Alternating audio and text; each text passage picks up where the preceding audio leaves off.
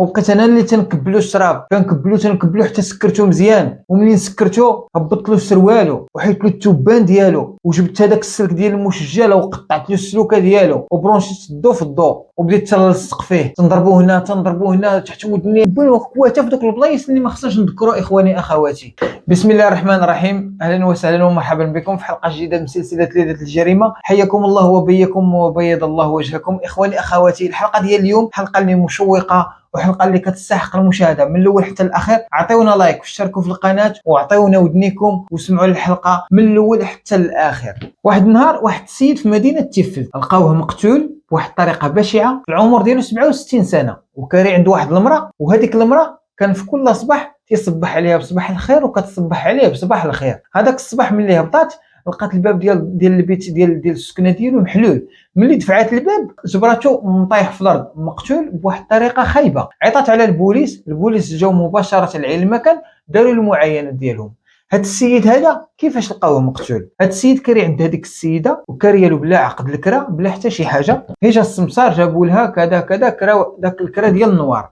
كاري له بيت كوزينه مرحاض وواحد السطوان غير صغير. هذاك السيد طايح في الارض ومقتول، سروالو طايح منزل، سروالو نازل، توبان او سليب ديالو كذلك نازل، الصدر ديالو عريان متقب شي تقابي مكوي. حدا الراس ديالو واحد المشجله كبيره، ديك المشجله البريز ديالها راكب في البريز، ولكن الخيط الراس اللي تيركب في هذيك المسجله مقطع، والراس ديالو مخرجين منه السلوكه ديال النحاس وراكب البريز في بلاصتو. هذاك البيت كاينه تما واحد الطبيله عندها 4 ديال الرجلين، فوق ديك الطبله واحد 2 قراعي ديال الخمر الاحمر، نتوما راكم عارفين السميه ديالو، وواحد 4 ديال القراعي صغار ديال الجيعه، واحد 2 طفايات ديال الكارو، ودوك الطفايات الكارو اللي فيهم كارو ماركيز وكارو اولمبيك الزرقاء، واحد 2 طباص ديال الشلاضه، 2 كيسان وشي تخربيق اخر. السيد كما قلنا طايح مقتول بهذيك الطريقه. كيقلبوا البوليس في الدار على الحوايج ديال اللباس ديالو، ما لقاوش الحوايج ديال اللباس. ويلي، واش هذا السيد هذا ما كيبدلش حوايجو؟ واش ما كيلبسش؟ ما عنده لا سروال لا بيل لا جاكيطه لا فيستا، ما عنده حتى شي حاجه في الدار. حوايج ديال الغطاء باش كيتغطى ما كاينينش، ملايه مخده كذا ما كاينش. واش هاد السيد تسرق؟ ولكن من قلبوا السيد في جيابو داك السروال من هابط ليه لقاو 6600 ريال صرف، 330 درهم، وما كان في يديه. اي هذاك اللي قتلو واش سرق له الحوايج وخلى 6600 درهم 6600 ريال في جيبو وخلى المكانه في يديه؟ هذاك اللي سرق دوك الحوايج غيسرق حتى 6000 ريال وغيسرق هذيك المكانه. واش السيد ما تسرقش؟ واش السيد ما عندوش حوايج؟ ما كيتغطاش؟ ما كيلبسش حوايجو؟ غريب امر هذا الجريمه هذه اللي وقعت، غريب امرها. بقاو البوليس كيقلبوا كيبحثوا، جاو ياخذوا لي زامبرانت البصمات ديالو باش تعرفوا عليه العنوان ديالو وشكون هو، واش مزوج واش ما مزوجش، ويعرفوا السيره ديالو. لقاو البصمات ديالو ممسوحين، ما عندوش البصمات. سبحان الله العظيم، بحكم المهنه ديالو اللي كيزول فيها البني، ماشي بني وانما حداد فرايور. هذوك الحداده اللي كيخدموا السواري، كيخدموا الحديد ديال الضاله، كيتسموا الحداده او الفرايور. البصمات ديالو ما عندوش. لقاو مشكل في البصمات، جاو طابيو البصمات ديالو ما طلعوا لهمش الناس ديال التشخيص القضائي. مشكله هذه الجريمه هذه، شكون اللي ارتكب هذه الجريمه وشكون اللي قتل هذا السيد هذا؟ سولوا ديك المراه مولات الدار واش شفتي شي واحد دخل عنده، واش شي واحد خرج؟ قالت لك ما شفتش حتى واحد ما دخل حتى واحد ما خرج. البوليس بداو تيحققوا تيقلبوا كيبحثوا. واحد السيد قال لهم باللي راني شفت واحد داك النهار، شفت باللي كان خارج من عنده واحد الدري وراكب على الموطور، وداك البناي كيقول ليه وسربي راسك دغيا راه غادي يسدوا علينا، سربي راسك سير جيب الصخره راه غادي يسدوا. اذا كان عنده شي ولد، شكون هذا الولد؟ ما عرفتش. سولوا مولات الدار قالت لهم ما شفت حتى شي ولد. بقاو البوليس كيقلبوا كيسولوا الجيران. واحد المراه جاتهم واحد المعلومه ديال واحد المراه قالت ليهم باللي واحد الصباح كنت جايه عند هذيك الحاجه مولات الدار نجيب لها شي سوارت وكانت وصاتني عليهم، وقالت لي جيبيهم من موصله ديال الفجر، راني كنصلي الفجر وكنبقى جالسه فايقه، جيبوهم ليا في هذيك الوقيته وعطيني السوارت. وملي جيت عند الحاجه لديك الدار باش نعطيها دوك السوارت، لقيت واحد الدري خارج وداير كاسكيطه وخارج وما بغانيش نعرفو شكون هو، وداير شي حوايج من فوق الموطور ودافع داك الموطور. اذا هذا السيد البناي كان عنده موطور.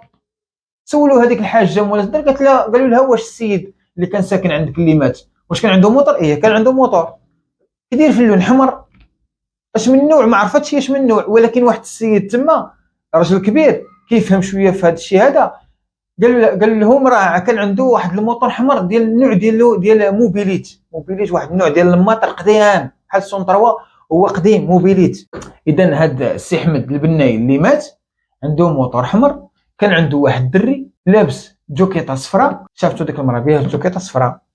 واخا هاد السي احمد فين تيخدم؟ خصنا ننتقلوا لهذا الشونتي فين خدام، انتقلوا مباشره للبوليس للشونطي اللي كان خدام فيه هذا البناي. كيسولوا عليه الناس ديال تما، عيط على شاف شونتي، واش كخدام معكم هذا السيد؟ ايه خدام معنا. اش كيدير؟ خدام حداد. عنده واحد الموتور، عنده واحد الموتور حمر موبيليت. هي واحد الخدامه من دوك الخدامه اللي كاينين في هذاك الشونتي قال لهم باللي واحد النهار البارح، ماشي واحد النهار البارح قبل ما توقع الجريمه بنهار، جا عنده واحد الدري لابس جوكيطه صفراء داير كاسكيطه وسلم عليه واحد السلام حار وعنقو وقال له سير هاني جاي. ومشى داك الولد ديالو عطاه شي حاجه، اي بحال بغيت تقول عطاه السارود ديال الدار وقال له سير هاني جاي. وبقى احمد تما حتى صلى النهار ومشى فحالو.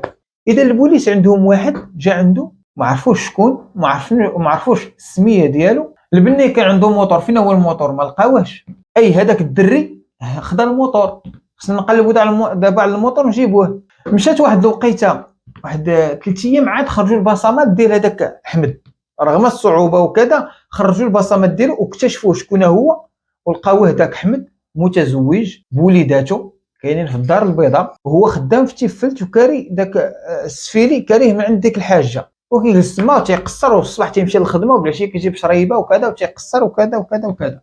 اكتشفوا باللي هو ساكن في كازا غير خدام في ديك تيفلت. قالوا البوليس قالوا لا يستبعد ان هذا اللي جا عنده وهز الموتور يقدر يكون مشى به للمحطه وهزو ومشى به لكازا. خصنا نعرفوا هذا الموتور فين مشى.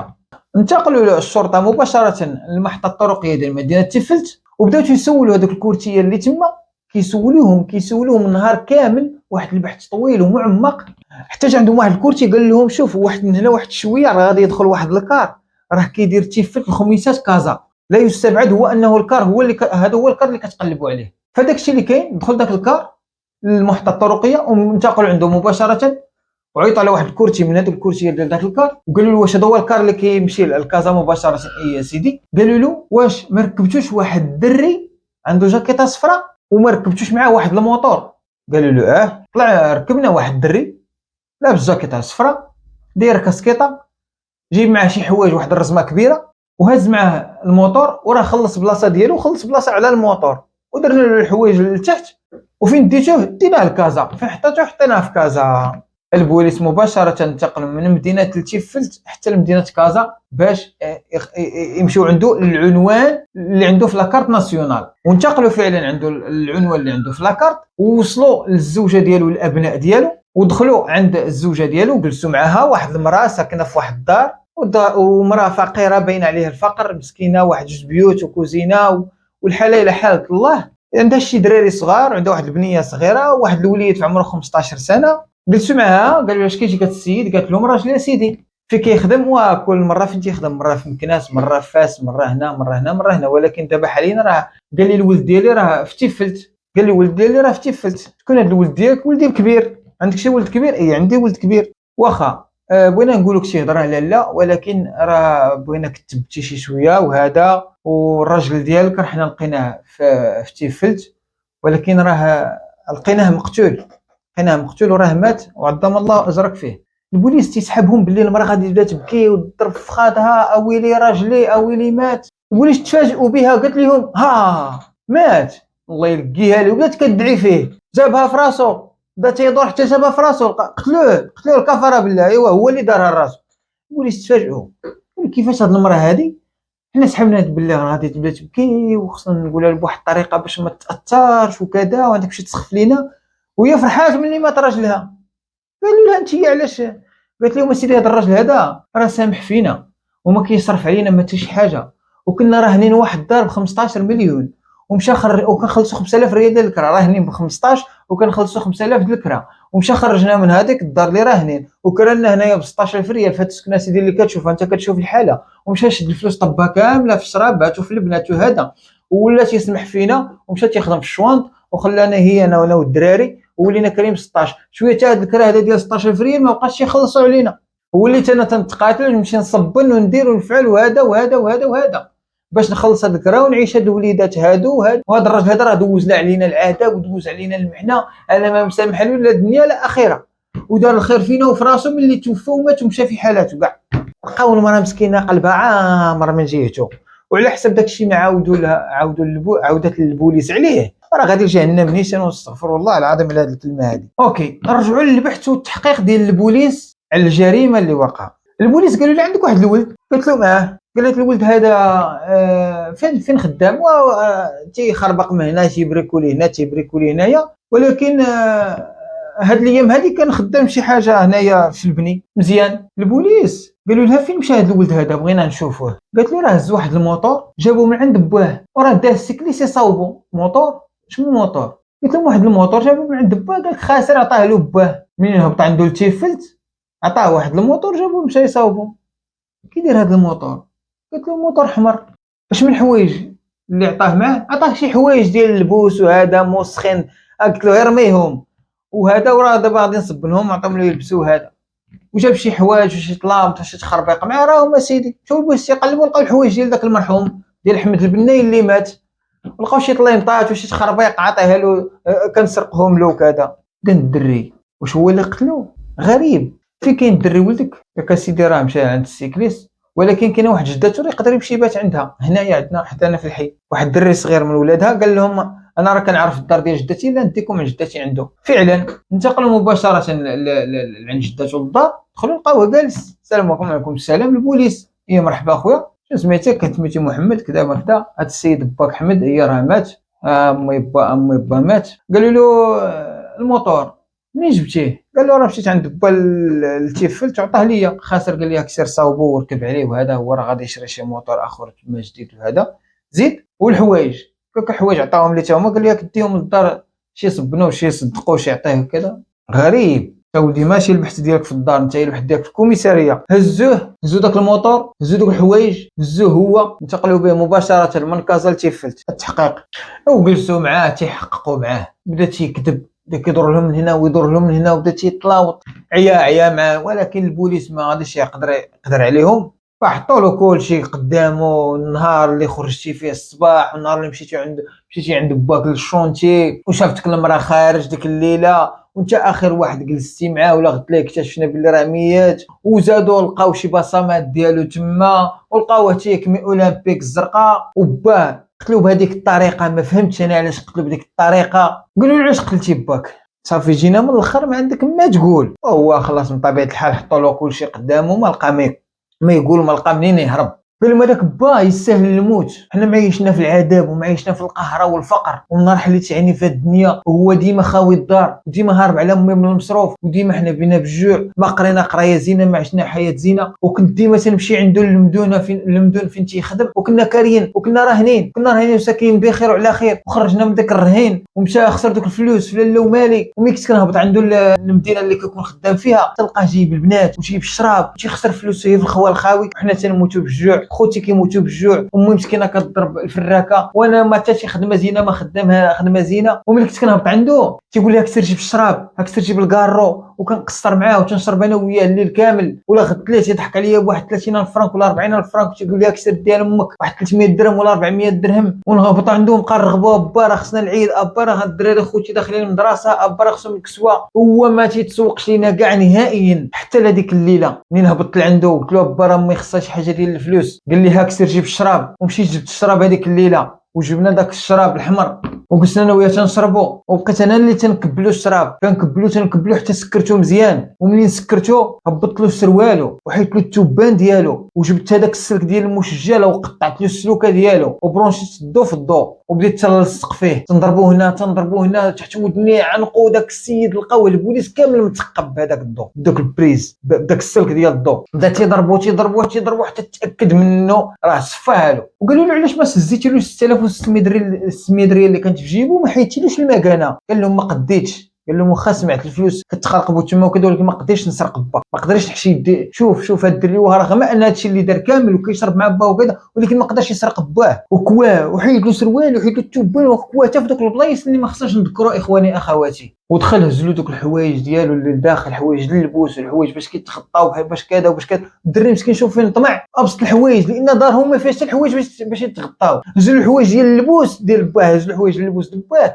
باش يلبس هو. شوف الفقر اللي وصلت ليه ديك العائله، وهذا هو السبب والدافع اللي خلى هذا الولد هذا يقتل باه. يعني كان رغم ذلك ما كانش عليه يقتلوه، واخا هكاك سير على كتافك وخدم على راسك وهذا، ما تقتلش باك، خليه عايش حياته وانت عايش حياتك وتهلا في امك وخوتك وكذا. ولكن الشيطان والشراب كانوا يشربوا بجوج. باه كان مدسروا عليه، كان تيعيط له اجي تجلس معايا وجلس هو وياه. ملي كان تيجي عنده باش يسكت الولد ديالو ما يبقاش يهضر معاه بزاف، تيكبلو هاك شرب هاك كمي هاك دير فعل، ولا غدا يضحك عليه بواحد جوج دريال يقول له لا سير ديها لامك ديها لامك باش تسكتنا حتى هي من التبرزيط والصداع وكذا وكذا وكذا. وهو كان عايش حياته في دوك الشونتيه، مره يخدم في المكناس، مره في فاس، مره في تيفيت، مره في الخميسات، وكيتخلص وكيجيب البنات ويجيب الشراب وعاجبه الحياه ديالو بهذيك الطريقه. وكان سامح في ولادو في الدار البيضاء عايشين مساكن الفقر في ديك الحاله، حتى ولدو ارتكب هذه الجريمه وشكون اللي ضيع في هذه القصه هذه اخواني اخواتي؟ وشكون اللي ضيع في هذه العائله؟ هي ديك الام. الاب ما ضيعش، راه مشى عند الله غادي يتحاسب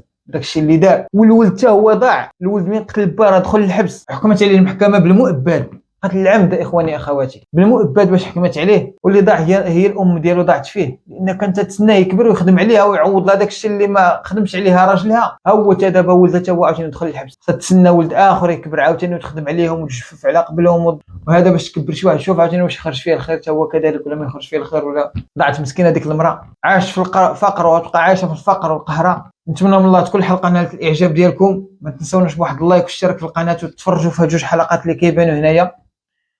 وما بقى لي غير نقول لكم حياكم الله وبياكم وبيض الله وجهكم.